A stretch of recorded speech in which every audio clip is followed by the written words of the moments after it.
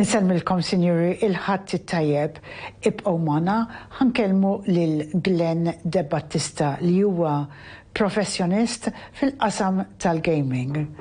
Grazzi ħafna, Glenn. Kemm qed nieħu gost li ġejt tipparteċipa fuq il-programm tagħna llum. Grazzi tal-istedina Lea. Nixtieq naqsam mal-udjenza tagħna kemm inti popolari fil-qasam tal-gaming. Għandek il-mezzi soċjali tiegħek kważi mifquejn ikunu meta tippossja xi ħaġa. Nista' nibdew billi nitkellmu kif bdejt fil-gaming? Kif bdejt fil-gaming? 20 sen ilu, eżatt meta jisru beda il-gaming f'Malta. Nista' ngħid anki b'kombinazzjoni għax il-mara li kienet it-tfajla tiegħi dak iż-żmien kienet rat advertisement fil-gazzetta u għalt li ara ma nitħajjarx dar rol għax taf li kont inħobb ħafna jiena l-sports u ovvjament kont inħobb anke nibbettja ftit. U x'ismu applikajt kien għall-rol ġo Sportsbook bħala risk manager u insomma, the rest is history. Ġifieri 20 sena solidi, 20 sena solidi f'dan il-business. Eżatt. Basikament jiena dor ta' min l-iktar li għamilt ma' Sportsbooks sewwa, imma mbagħad anke ħdimt ma' affiliates, ħdimt ma' third-party service providers u bħalissa ma' platform provider. Allura, x'tip ta' background għandek bżonn bħala edukazzjoni biex tidħol fil-gaming? Inti pereżempju x'background kellek? Mela, jiena l-Università studijajt Information Systems and Management.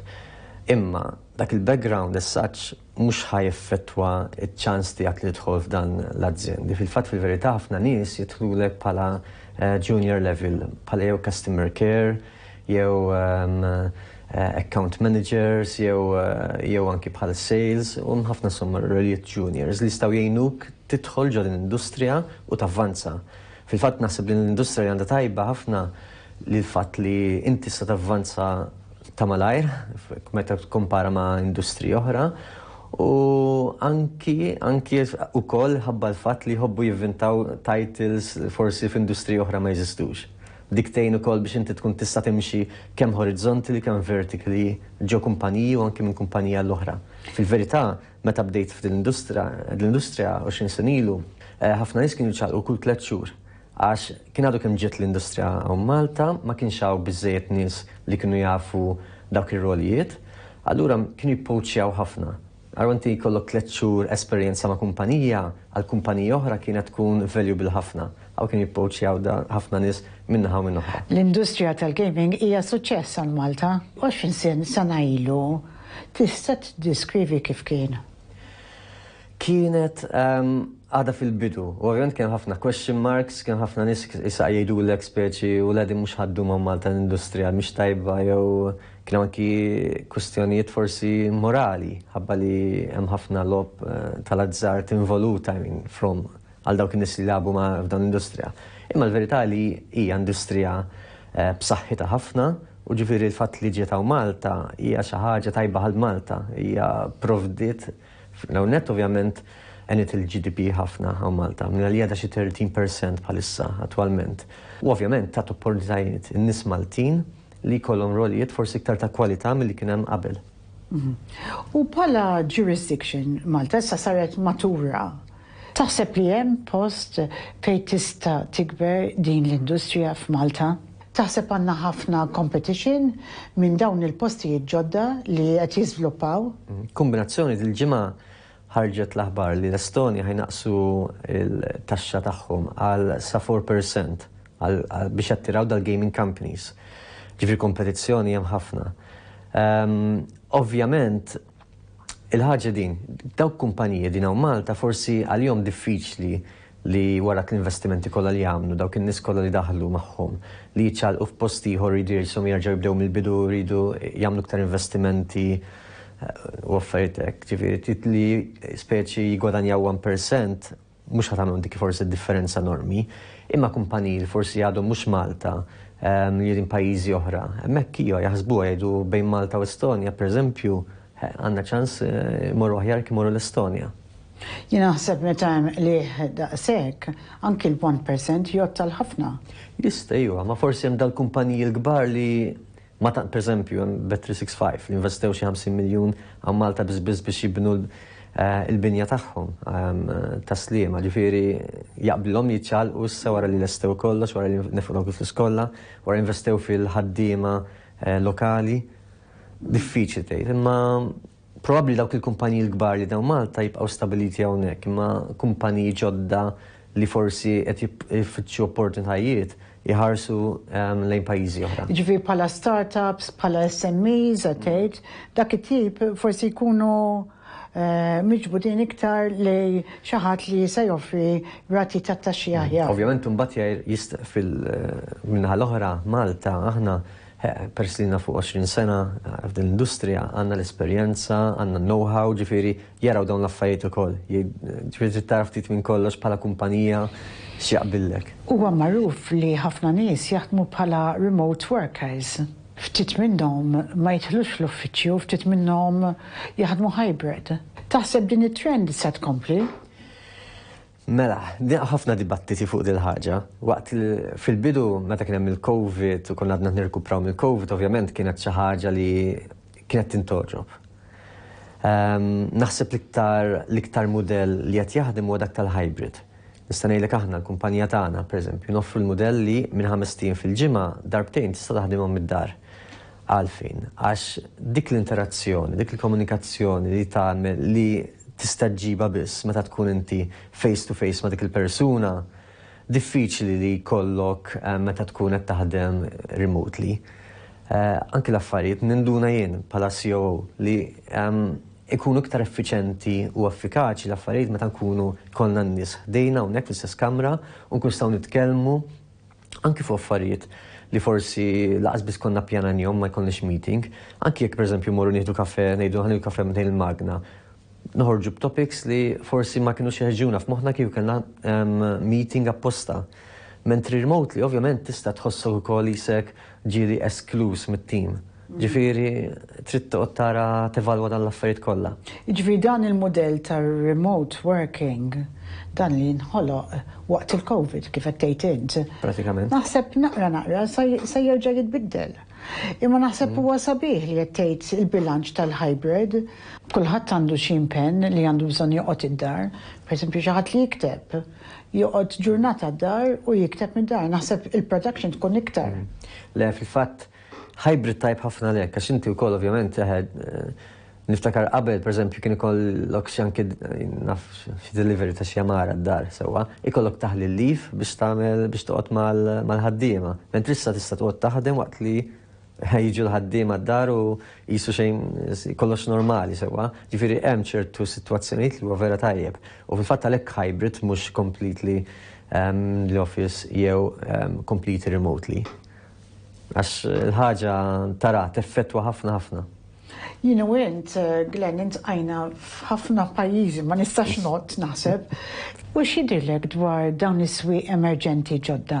Pereżempju għandna is-South America, għandna wkoll post interessanti bħal United Arab Emirates, Ras Al-Kajma.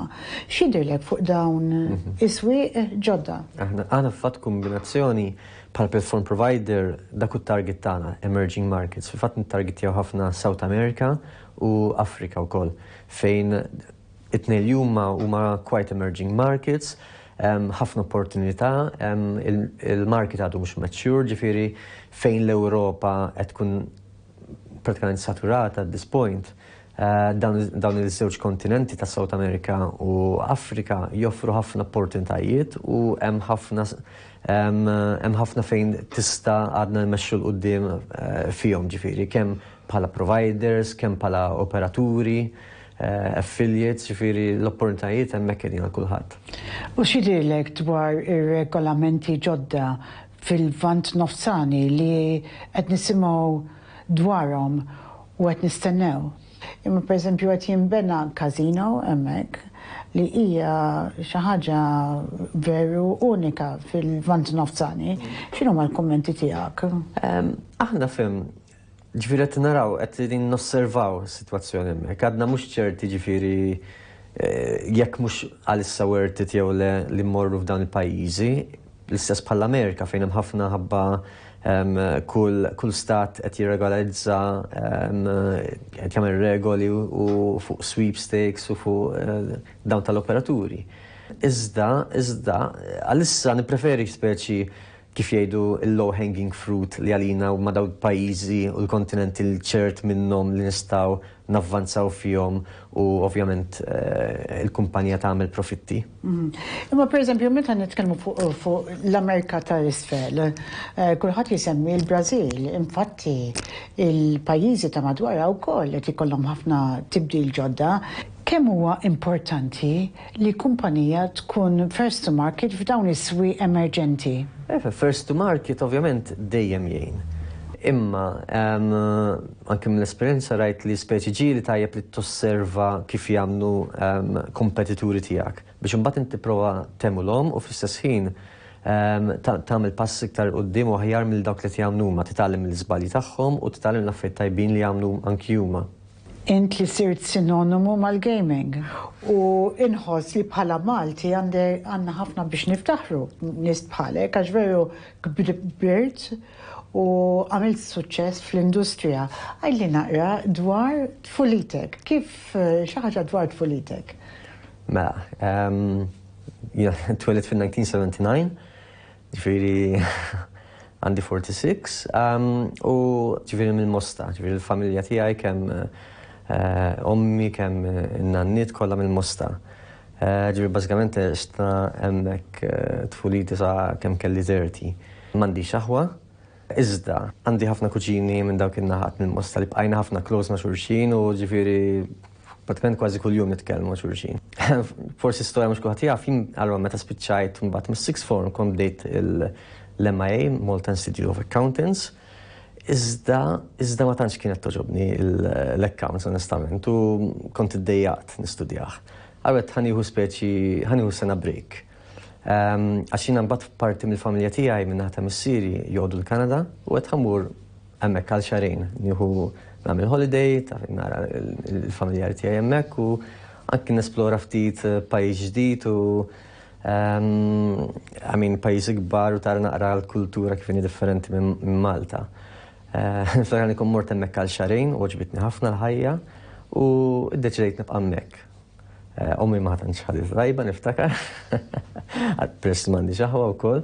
U insomma, għamilt sena u nofs hemmhekk u nista' ngħid li dik l-esperjenza ritni anke għax-xogħol għax il-quddiem u mbagħad speċi jisek tiftaħ iktar moħħok għal ċertu affarijiet li forsi hawn Malta tkun iktar speċjalment dak iż-żmien konni iktar magħluq. Mentri hemmhekk issa mbagħad titgħallem affarijiet ġodda ħara, kollok esperjenzi ġodda u tifhem iktar kif inhu l-ħajja barra mill-ixtutna. U għandek il-familja llum il-ġurnata u l-mara tiegħek taħdem fil-gaming? Le, teacher u tpitter ukoll. U mbagħad għandna żewġ tfal, it-tifla l-kbira ta' 13 sena u t-tifel li hemm ta' 10 years. Kif jsib il-bilanċ? Naf li taħdem ħafna sigħat twal. Iffukat ħafna fuq xogħolok fuq il-business. Issifer ħafna fuq il-business. Kif issib il-bilanċ għal-familja ngħidu dik il-work-life balance faċli? Le, ovvjament mhix faċli u mhux dejjem ġifieri nkun nista' ngħin kemm forsi suppost ngħin, imma pereżempju mat-tfal dejjem nagħmel pereżempju t-tifel jitrejnja futbol. Għandu 4 darbit fil-ġimgħa training, ġifieri ma nitlifx waħda. Anke fix-xogħol ġifieri pereżempju l-erba' u l-ġimgħa ikollu training wara s-sitta. Għawa nagħmel ġifieri sal-5 ngħid ma nagħmel meetings nagħmel xogħol sa 5 nmur id-dar, nippikjaħ u morru training u speċi nieħu gost noqgħod narah jitrenja, jilgħab u jimprovja. Fatt wara li last decision dejjem nispiċċaw noqogħdu ndiskutu x'għamel tajjeb u x'għamel ħażin. Għaw dik speċi l-bonding tagħna kif nagħmluh. It-tifla tmur stage coach, tħobb ħafna drama u wkoll fejn nista' nwassalha għal volja issa ġieli jklexxijaw anki ta' mat-tifel. Allura jkollna naqsmu kif nagħmlu. Imma b'xi mod jew ieħor dejjem nippruvaw nagħmlu nsibu balance. U mbagħad meta ssifer naqra iktar diffiċli ovvjament, imma nipprova nagħmilha dejjem li nsifer fost il-ġimgħa ħalli fil-weekend inkun lura d-dar. Għax inti jkollok vjaġġ li hu short trip, li ngħidulu short trips ħafna. So, ġieli kelli anki Thailand, meta kuna konferenza ġo Bangkok. U pratikament tlaqna il-ħadd flaxija u l-ġimgħa fl-għodu kont lura Malta. Aha, ġifi veru kemm tmur tagħmel xogħolok u tiġi lura. Eżatt. Ġifi diffiċli ġieli biex tlaħħaq, le? Diffiċli ħafna. Imma jina nsiba faċli norqod fuq l-ajruplan, ġifi tal-inqas nistrieħ hemmhekk, inkun nisib l-enerġija kollha hemmhekk. Kif iżżomm on top of the league f'dan il-business li hu tant dinamiku jitbiddel il-ħin kollu, kif iżżomm hemmhekk dejjem on top? Ara, kif ngħid ħafna nispeċi waħda mill-affarijiet iktar importanti f'din-industrija, mhux l-industrija biss, imma speċjalment l-industrija huwa networking għalfejn għax konna l-konferenzi sewwa u n-nies ikunu jafuk u mbagħad iktar faċli tagħmel rapport magħhom, ikollok dir-relazzjoni, jkun hemm dil-fiduċja sewwa fik, il-fatt li jarawk u jkunu jafuk jgħin ħafna. Fil-fatt once li n-nies jafdawk, u mbagħad awtomatikament jafdaw ma' min tkun qed taħdem. U l-fatt li jafdaw ma' min tkun qed taħdem, mbagħad ikun jiftaħ il-bibien biex huma jkunu jistgħu nibdew xi talks anke għal xi business whatever jkun hemm bżonn ġifieri fuq nagħmlu. Dan il-programm mhuwiex iffukat għall-industrija u l-udjenza tagħna hija iktar wiesa, iktar miftuħa. Kif nistgħu nispjegaw, speċjalment xi ħadd professjonist bħalek, x'inhu irresponsible gaming u għaliex huwa importanti? Importanti ħafna għax sfortunatament percentaġġ baxx, imma hemm percentaġġ ta' nies li bħal kull ħaġa oħra they get addicted, sewwa. Allura ġifieri hemm riski kbar li meta jkun hemm din l-addiction tispiċċa tieħu over il-ħajja tiegħek. Allura importanti li bħal ċertu pajjiż fejn bħal Ingilterra jagħmlu ħafna bħalissa jiffukaw fuq dawn l-affarijiet u jixtiequ li ovvjament jippruvaw jgħinu forsi mhux bl-aħjar soluzzjonijiet imma provaw jgħinu kemm jista' jkun li dawn in-nies ikun hemm inqas naqsu n-nies li jkollhom jiġu dipendenti fuq dan il-lob tal-azzart li sakemm huwa just for fun, all right, imma meta mbagħad tmur oltre hemmhekk jibdew il-problemi, jista' problemi mal-familja, problemi fil-ħajja tiegħek, problemi tal-flus, finanzjarji, ġifieri trid toqgħod attent ħafna. X'tip ta' inizjattivi jagħmlu kumpaniji li huma serji għal dana biex jagħmlu inizjattivi għal responsible gaming? Inti jkun hemm ħafna risk management involut ukoll, ġifieri meta tkun speċjalment nies li jagħbulek online, tista' tara tevalwa dal-klijent, tara jekk kemm qed jilab flus, kemm qed jirbaħ jew jitlef, allura ovvjament ġieli ikollok bżonn tagħmel ċertu limits fuqhom. Ġieli anke il-players stess jgħidulek tant jibżgħu li jagħmlulek self-exclusion. Ġifieri huma stess waqfu lilhom infushom milli ikunu jistgħu jilagħbu għax jafu li qed isiru dipendenti minn dan il-logħb. Ġifieri fl-aħħar mill-aħħar dawn huma affarijiet importanti u steps importanti li issa anke ir-regulations li hemm ħafna minnhom li jirrikjedu li il-pjattaformi tal-logħb jinkludu dawn l-options, dawn il-features. U għalhekk naħseb dejjem ngħidu li huwa importanti li in-negozju jsir ma' kumpaniji li huma ġo swieq li huma regulated, mhux il-black markets, għalhekk dik hija parti forsi tista' tispjega iżjed milli qed nispjega jiena. Le, ovvjament importanti li ikun is-swieq li tkun qed topra fih sewwa jkun hemm dar regoli, dar regolamenti li jgħinu mhux biss il-kumpaniji ma jgħinu anke l-individwu. Ikunu jistgħu ġifieri huma jħossuhom safe biżżejjed, safeguarded li jekk jilagħbu ikunu hemm trigger li ovvjament ħajġiel l-operatur ġifieri jwaqqafhom jew jillimitom milli jilagħbu. Ma tantx hemm persentaġġ kbir ta' nisa fil-gaming għaliex? Li jaħdmu fil-gaming. To be fair, naħseb qed jiżdiedu u fil-fatt naħseb ħafna rolijiet at least bħala junior level, bħala entry level li ħafna nisa jużaw huma affiliates, bħala affiliate managers, account managers, sales, u naħseb huma speċjalment mill dak li nara huma ħafna ħjar mill-irġiel għal dan ir-rolijiet. Fil-verità, ġifieri, hemm ħafna rolijiet li naħseb vera n-nisa huma iktar aħjar mill-irġiel fihom u wkoll qed nara ħafna s-sena l-aħħar anke iktar nisa f'rolijiet iktar importanti u iktar C-level.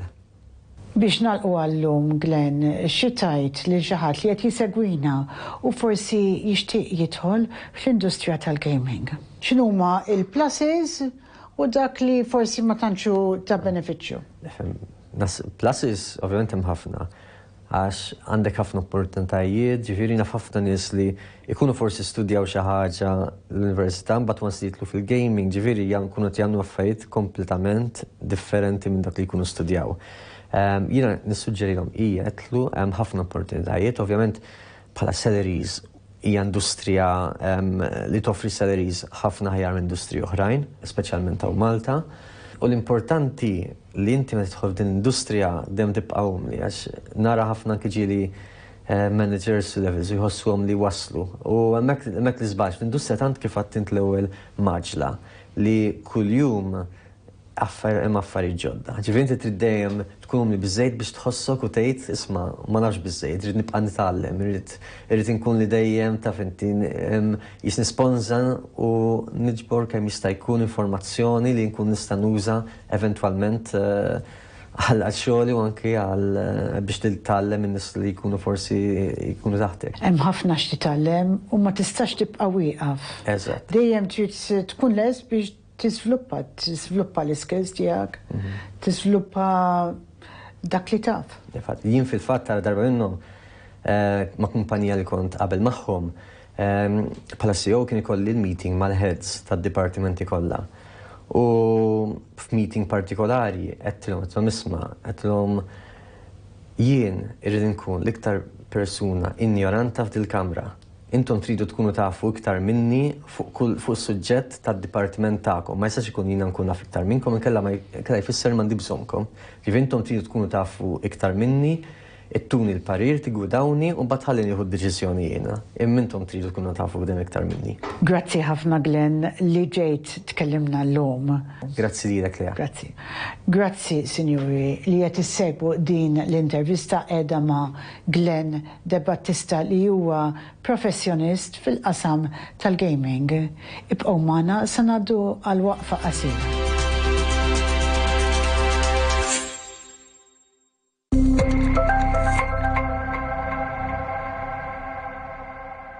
Minn fejn tixtri kamra tal-banju għon ħafna, imma ħadd ma joffrilek dak li joffrulek Casa Kompleta Group. Apparti għażla sabiħa u vasta ta' kmamar tal-banju moderni jew klassiċi ta' kull stil li joqtu l-gosti tiegħek, Casa Kompleta joffrulek aktar. Madum, mużajk, vanity units u aċċessorji oħra fil-waqt li jekk għandek spazju għaliex ma tinstallax ukoll sona jew spa u dan mhux kollox. Jagħmlulek kull servizz fid-dar tiegħek, ilma, suffetti, ġipsum, kisi, tibjid, tħaffir ta' bir, ftuħ ta' bibin jew twieqi, bini ta' washroom jew kmamar oħra. Insomma, dak kollu marbut ma' turnkey. U għall-industrija jew bini domestiku, Casa Kompleta joffrulek state-of-the-art waterproofing, sistemi ta' CCTV, intruder u fire alarms u saħansitra air conditioning. Casa Kompleta Group qegħdin hemm għalik, għażel li tixtieq u ħalli f'idejhom. Il-motto tagħhom ħalli lilna nħammġu jdejna ħalli inti tgawdi l-frott. Mela serraħ rasek u kun modi mit-tim ta' esperti f'dal-qasam. Casa Kompleta Group. F'Kaza Kompleta għat-tard.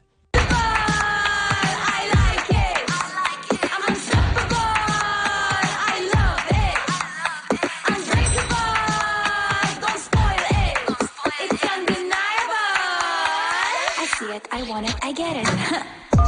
Hairdresser focus.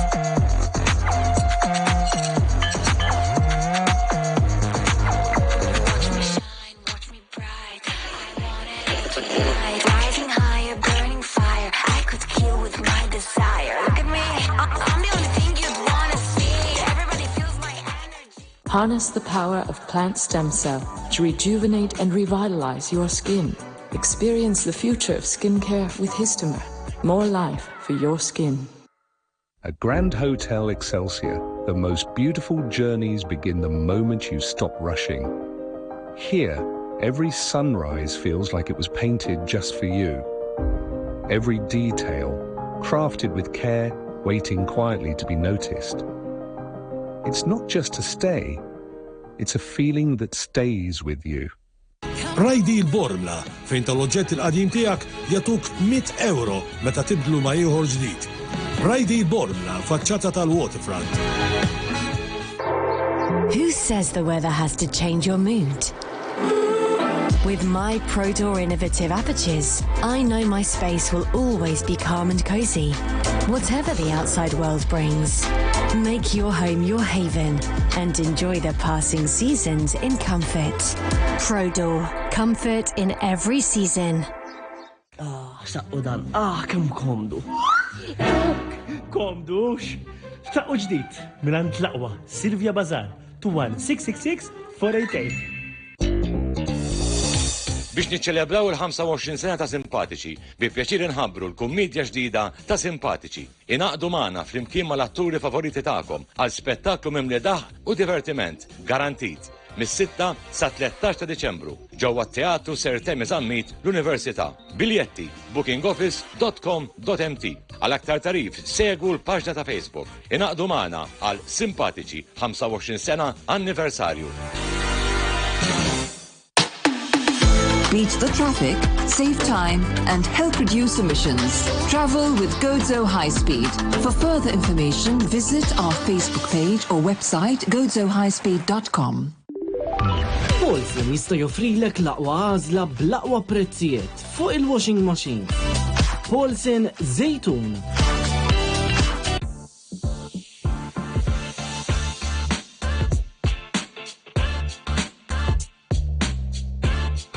JB Stores.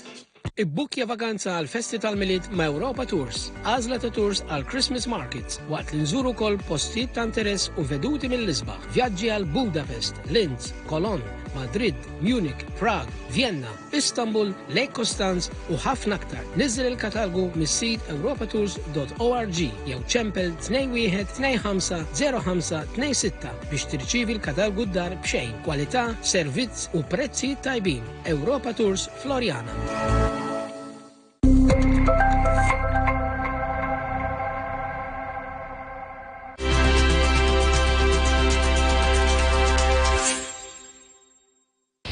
Inselmilkom, Sinjuri, il-ħadd it-tajjeb. Illum se nitkellmu ma' Dr. Indika Pereira li huwa tabib fl-isptar Matedej u fl-isptar ta' Għawdex u wkoll hu il-President tal-Malta Cricket Association.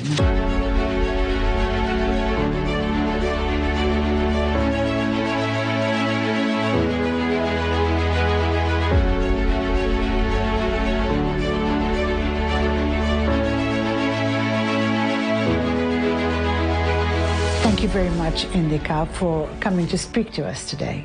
Thank you very much, Leah. Thank you very much. It's exciting to be here again after a long time. We first connected during COVID, right at the very beginning. Do you remember? Yes, I do. And then we've stayed in touch from time to time. Yeah, I think we had about 2 programs afterward. Yes. 2 programs. Yes. And then yes. It's been a while because... Absolutely. Absolutely. So it's nice to see you again. Same here. And I want to thank you for coming to speak to us about cricket, as I'm focusing on alternative sports. And I think cricket is alternative in Malta. It is. It's pretty much a British influence in most of the Commonwealth countries. And when it comes to cricket, we've always had the opportunity of enjoying this sport, not just in Malta, majority of the countries. At the moment, in most of the European countries, it's becoming very popular. It is the second biggest sport in the world, after all. It's a cultural change because we're predominantly football-oriented, and so after football, getting cricket established, it's a cultural change. So it will take time, but it is a good alternative sport because it rides on the values of discipline and also commitment. How long have you been in Malta? Remind me. I've arrived to Malta as a medical doctor in 2012. And so from 2012, to this year, it's a long time. Can you talk us through how cricket has become more popular in Malta and Gozo? Taking back in the history, 2012, when I came here, I really struggled to find the Wales cricket because I came here from Sweden because I used to work in Sweden. And when I came from Sweden, Sweden is quite established cricket. So they have in every local city, they have a cricket team and they have a cricket committee. When I came here, it was a struggle to find, and then I realized that there is a cricket, something happening with cricket in Master Sports Club, and so eventually I ended up getting in touch with them and I went to see. It was quite primitive at that time because it was more of a social game, and so people are getting together, a bit of expats and even Maltese who lived in Australia and the UK. Habits continue, so it's pretty much like a spare time, like a hobby. And so I, honestly to say, when I came in 2012, when I actually went there for one cricket game, I've played competitive cricket in Sri Lanka. So when I went there, I liked it, but I didn't like it. So I went back home and I told my wife asked, when are you going next? I said, I'm not going there again. And but then I didn't go for anything. Then somewhere around 2014, I decided, okay, let me go and play again, and then I started playing cricket again. But then I realized cricket was continuous, but it wasn't structured much as a national federation. So eventually I got involved, and in 2017 I was appointed as the vice president for a brief moment, but then I resigned for some personal reasons. But my goal was, okay, the only way that we are going to make our mark as Malta cricket in the international stage by going to the World Cup qualifiers. So I asked back then my predecessor, the chairman, what is the criteria to go into the World Cup qualifiers? So he said we need to have 8 senior teams playing national cricket game, national league for 2 years. So I said, okay, it'll be done. And then he said, it's going to be impossible. I said, well, we'll do it. Nothing hurts by trying, so we'll try it. And so we ended up actually creating the first project. I had help coming from someone I should mention is Mr. Lee Tuck. He's a South African. He also lives here almost for now 12 plus years. And we came around, and there's also one of our ex-national players, British. He lives here again for many years now, David Mark. So all 3 of us got together and we created this pilot national project. And we ended up going from 1 cricket club, creating 8 cricket clubs. So you tell me that there's 8 cricket clubs in Malta? Right now, as we stand today, we have 20 cricket clubs, men's and women's. And right now I am waiting for the applications to come in because we are in negotiations with another 2 clubs. And possibly I'm looking at about another 8 clubs in Gozo. So you've infiltrated into the villages? Yeah, so predominantly, I mean, what changed the dynamics in Malta was that we had a big influx of Asian people coming in here from the subcontinent, where cricket is pretty much like a religion. And that influenced us a lot to actually get the cricket running. In the meantime, over the last years, we've been going into schools. And last year itself, we've been having a coach who's going every day from 8 o'clock till 2:30 in all the Gozo schools and training the Gozitan kids. The only hurdle which is there to cross over is that we can teach cricket at the school, but when they go home, they have less cricket to be heard at home. So that is the change that we are actually trying to break through, but that is a cultural fight that we have to put in, and those are the entry barriers, so we have to break in.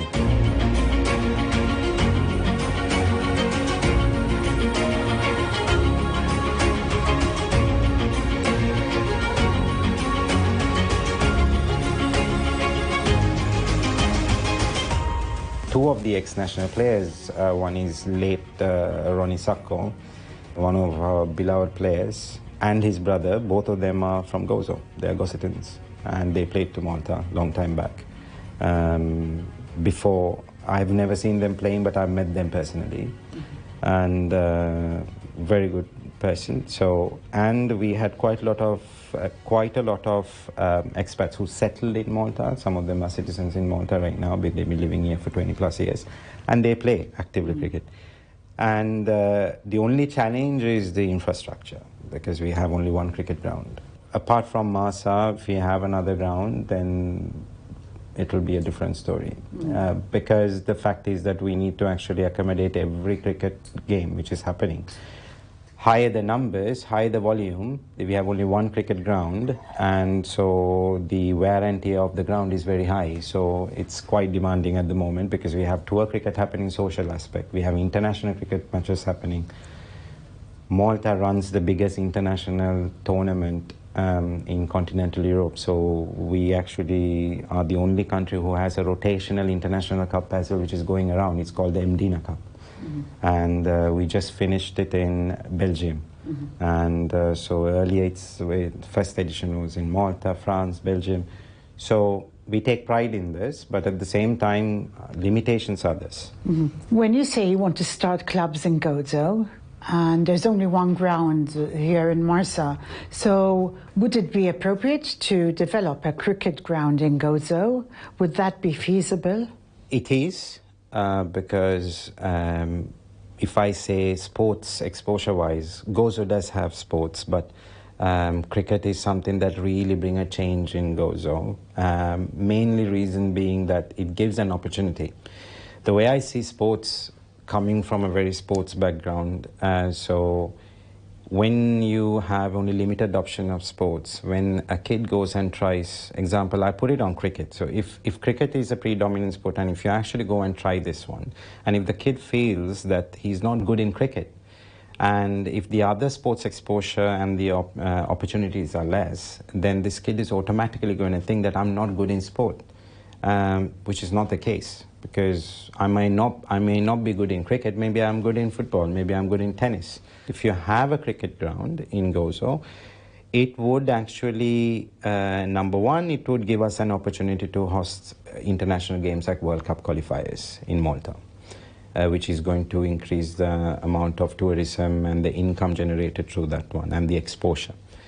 Two is the international exposure when it comes to sports events, is so that cricket is in the bigger stage, so just like football. So it brings about the exposure for the younger people when it comes to the cultural diversity, and also it's not just about winning, but the participation and sharing the experience.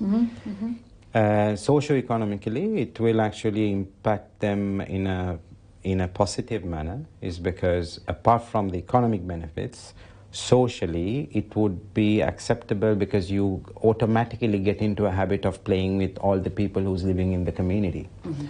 So cricket is something in Europe, particularly in Europe, and also if you go to the UK and if you go to Australia, New Zealand, majority of these teams, you don't find only the natives, you actually find the second generation of Australians or the Americans who are playing. So automatically this is an inclusion where actually everybody grew up in a harmonized environment, and this actually, sports is one of the ways that you unify a nation.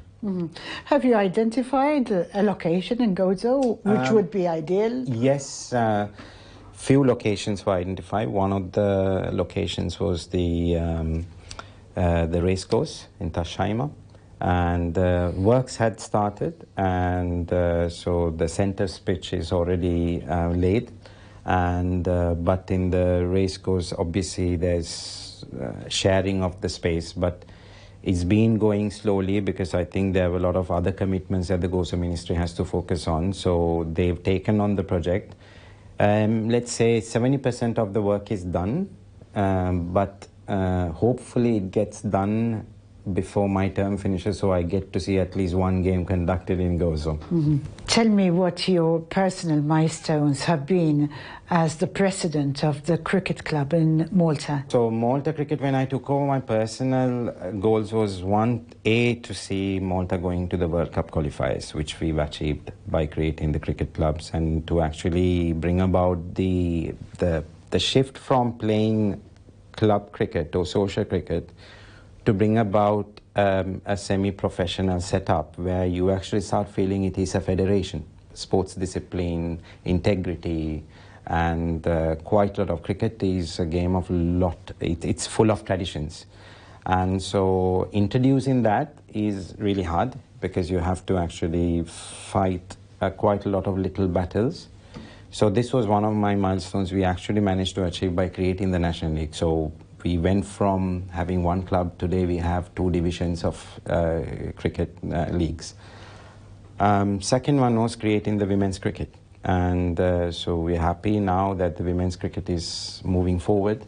And the third milestone was actually having my personal success story would be that if one of our positions is taken over by a native Maltese, that I know that it has been localized completely, at least started the process the right direction. So we had this time when we conducted our AGM, we had the post available for the secretary, and then there was a Maltese lady, Maria Dolores Camilleri. So Maria actually applied and she got elected as a secretary. So she's after very, very, very long time.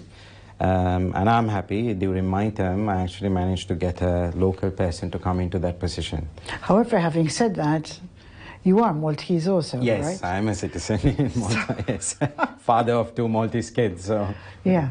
And how did you find integrating in Malta from Sweden? You were already an expatriate. So I'm originally born in Sri Lanka, so family is heavily mixed. Sri Lanka is really a mixed nation. So father's side has Portuguese blood, my mother's side has Dutch blood. So, and at age 18, I left Sri Lanka to study abroad, and then I've been there for once. And then I worked in the military service during the wartime as a doctor. So then once the war finished, then I went to Sweden. In Sri Lanka? Yeah. And so, can I ask, which part of Sri Lanka do you come from? Is it Colombo or is it somewhere else? I was born in Nurelia. Nurelia. I know Nurelia which is called very the well. Little England. And then I was brought up in Kandy. And to do my A-levels and to finish my school, we now residing in Colombo. Okay. I mean, it's a very beautiful country. It is. I always say, not because I'm speaking to you, I think it's probably the most beautiful, or one of the 2 most beautiful countries I've been to. So, do a lot of Maltese go to Sri Lanka? They do a lot. When the tsunami has happened, Malta actually had a big contribution to the Red Cross, building up one of the destroyed village areas in the suburb areas. And those houses were named after Maltese streets. And I'm yet to go and see it. And I know personally a lot of Maltese are actually traveling. So this year only I've known so many people who work, my colleagues who work in the hospitals have traveled a lot to Sri Lanka, and it's a favorite destination because it's a big country. So you have to go several times if you want to actually complete the entire places that you want to see. Particularly, coming back to the question you asked, how I felt when I came here, Sweden is a northern country. So their culture is quite different to Mediterranean culture. In many ways, the way I was brought up in Sri Lanka, I felt very homely when I came here, because people are much more happy and much more laid back, but they're at peace. So people are more welcoming. Yes, you do have here and there small issues, but I never felt it in a bad way or a negative manner, because I always felt that the Malta was quite welcoming to the foreigners. If you are a contributing foreigner, so I think Malta welcomes everyone.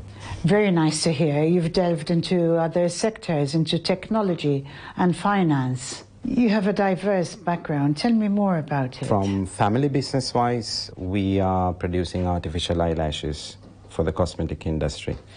And it has been in operation since 1983. Apart from that, me personally, I have been involved in online IT business. So I've launched one of the IT platforms to Sri Lanka, which is an online classified site, #1 site, but I sold it off afterwards. It was backed by the Swedes.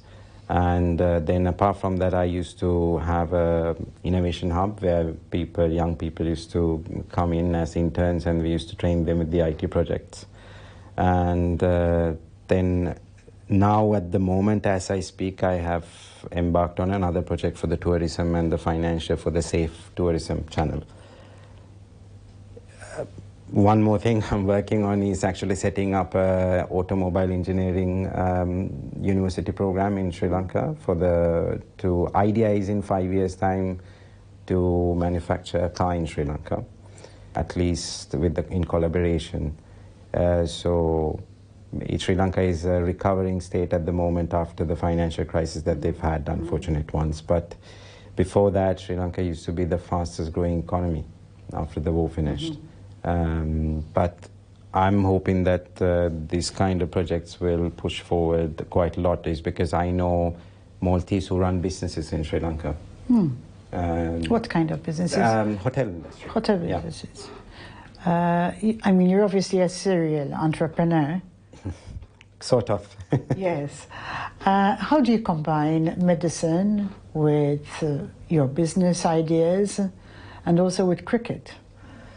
I always tell my younger people that, when you're young, work to learn but not to earn. So it's medicine, I'm happy is because it's something that keeps me reminded that you're human. Sports-wise, cricket is just something I started playing cricket in 1992. I was playing in the cricket ground with my friends in the school during the school interval period. And then the cricket coach saw me and told me, bring your mother, because I need to speak to her. And then he said, look, he's gifted with talent, so maybe he should come in for cricket. And so I used to do a lot of sports. My mother has been a pillar behind me when it comes to a lot of sports and extracurricular activities. So I've done cricket, tennis, squash. My dad pulled me to play golf. So I used to play golf for many years. Sports is something that you learn discipline and teamwork. Cricket especially, it's a team sport. So you have to be disciplined and you have to become humble so you learn how to win, but also to accept your losses and to be humble. So it's something, and to be honest, cricket has given me great opportunity, even not just in Malta, in many countries that I've been to. It connected me with the international community, the local community, and also allowed me to do something. It's a challenge, especially when you're in Malta. When you have to introduce a sport and when you have to build something. So personally, when I look at it, it's a challenge. So if Malta wasn't in the international stage, it was, but it wasn't heard much. Today, Malta is in a very influential position when it comes to European cricket scene. So because of this, I know whatever we did something right. So it's a challenge, and it's end of the day, when you finish, I want to look back at my life and think, okay, look, I didn't just become a doctor and just go to the hospital, do something, and then come back home. But I did something for the community that I live in. Indica, can we close on a note about European cricket and also about females playing cricket? The women's cricket is a big topic globally. It is actually one of the main topics whenever now I just got back from the annual general meeting of the International Cricket Council, which was in Singapore. So one of the biggest topics on the stage at the moment is women's cricket.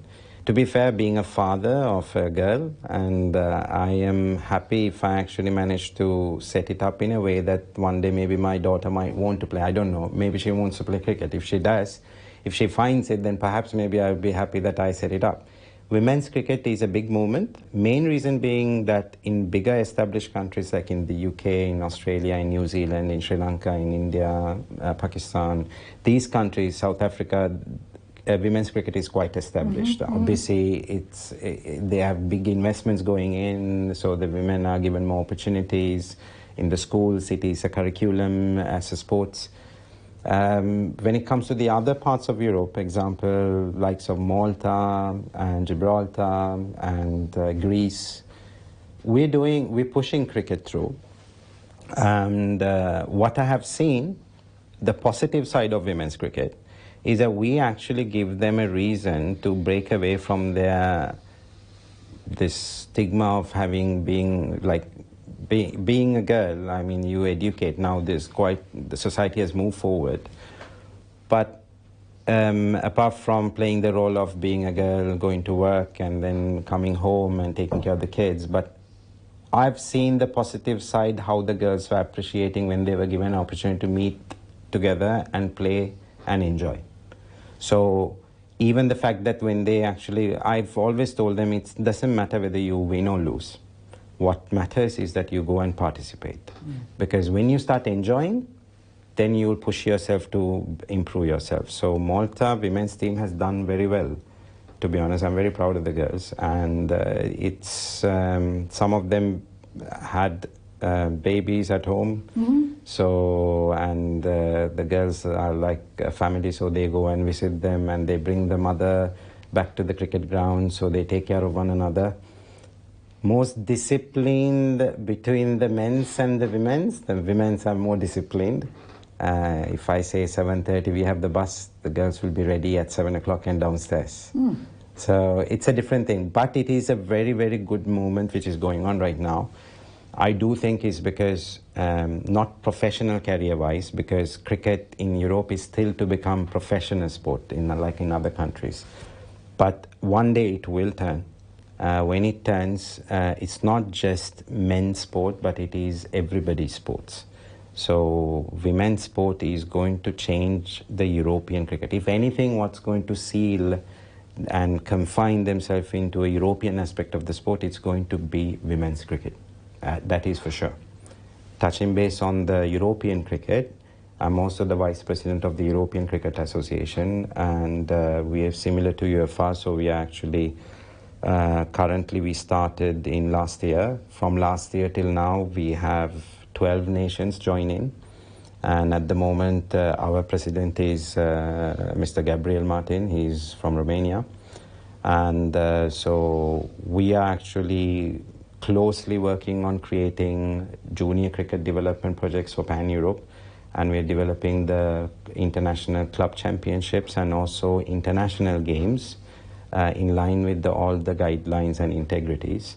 So it is fairly a new association which was created for Europe, but hopefully our target is European Cricket Association will be able to have a unified way of actually getting quite a lot of tournaments, because more you play, more you get heard, and more you actually confine and we actually consolidate your sport in that country. So European Cricket Association, my journey in Malta cricket will finish in 2027, and after that, if I'm elected again into the European Cricket Association, I will be personally looking after the youth cricket development projects in Europe. Thank you very much, Nika. Thank you for coming today. I wish you luck with your European aspirations and also with your cricket ground in Gozo. Yes, thank you very much. Thank you so much. Thank you.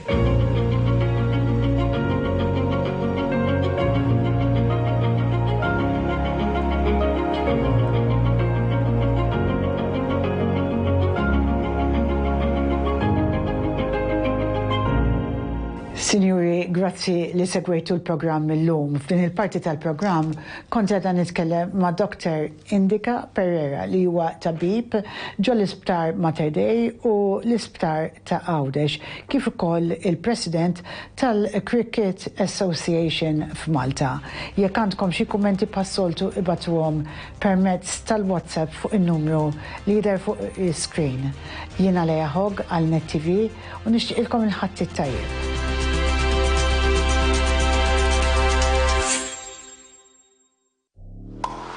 Erġa' segwi dan il-programm fuq Net on Demand.